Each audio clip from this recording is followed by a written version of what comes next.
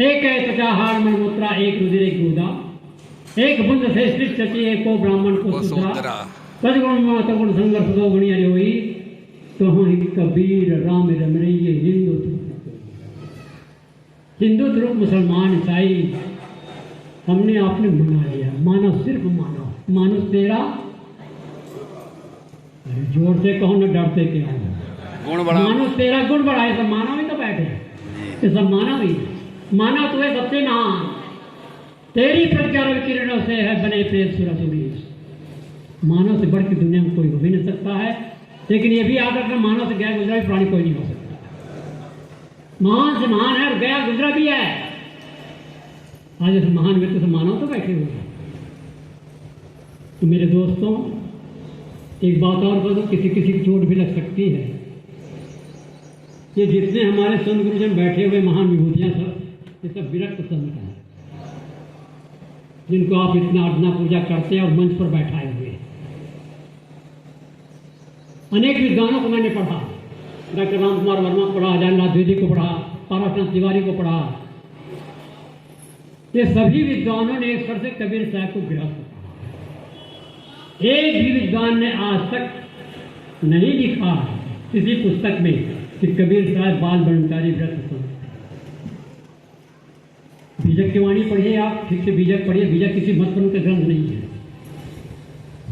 साधु होना चाहिए, पक्का होके खेल साधु थे कबीर साहब। तो विरक्त तो थे ही, सब पूरा समाज विरक्त, लेकिन कबीर साहब विरक्त थे। अब हमें कष्ट ये होता है कि इन विद्वानों को चाहिए था, गुरुवर कबीर का मुख्यालय काशी कबीर चौरा है। काशी कबीर चौरा से संबंधित और कई सारे स्थान हैं। उन स्थानों पर जाकर के विद्वानों को पूछना चाहिए था कि वास्तव में गृहस्थ थे कि विरक्त। मैं कहता हूँ विरक्त संत थे, और विरक्त की बातें हम लोग बताए हैं, आपको भी बताए हैं। और अंतिम में विरक्त सबको होना ही पड़ता है। एक जब शरीर टूट जाता है तो लंगोटी अंतिम पहनाई जाती है। हम आश्रम में जाकर के देखें, खासकर काशी कबीर चौरा में, गुरुवर कबीर को समझने के लिए अंतर साक्ष्य और बहिर साक्ष्य। बहिर साक्ष्य में देश विदेश में जो फैली हुई शाखाएं हैं, मठ है, मंदिर है, उन मंदिरों में वहां विरक्त संत ही रह रहे हैं। गृहस्थ परंपरा का पोषण करने वाले दामा खेड़ा करसिया जो भी संत हों, लेकिन वो भी कबीर साहब को बाल ब्रह्मचारी व्रत संत मानते थे। उनके हृदय कमर से निकली वाणी, माया माँ ठगने हम जाने, तेने बांस ले कटोले बोले मधुरी वाणी, कैसों के कमलाने ब्रह्मा के ब्रह्मा। तेरा काम में देख के तू मत भूल सुरंग, मिलन बुचन द्वारा जस्ती ये माया से ठुलन जो करता हो, माया में आसक्त हो, मुझे समझ में नहीं आता। गुरुवर कबीर बाल ब्रह्मचारी विरक्त संत थे। कई लोग पूछते हैं उनके गुरु कौन थे। मैंने बहुतों से पूछा, उनके गुरु स्वामी रामानंद। कोई भी लेखक, कोई भी कवि अपनी जब लेखनी शुरू करता है तो अपने गुरु की वंदना जरूर करता है। अरे हाँ तो कहो भला कम। कोई भी लेखक, कोई भी कवि अपनी लेखनी जब शुरू करता है तो गुरु की वंदना तो जरूर करता है। लेकिन बीजक उठा करके देखे तो अंतर ज्योति शब्द नारी हर माता के त्रिपुरारी ते तेरे भगलिंग अनंता ते न जाने वादे। और स्वामी रामानंद जी की वंदना उन्होंने की हो, बीजक में हमें कहीं नजर नहीं। मैं तो कहता हूँ उनका गुरु आखिर कौन है। ठीक है, मानते कबीर साहब के गुरु रामानंद जी, तब गुरु उनको है कौन है। मैं कहता हूँ संत तीसरा के गुरु कौन थे, कोई बता सकता है। भगवान बुद्ध के गुरु कौन थे, कोई है बताने वाला। अच्छा बताओ।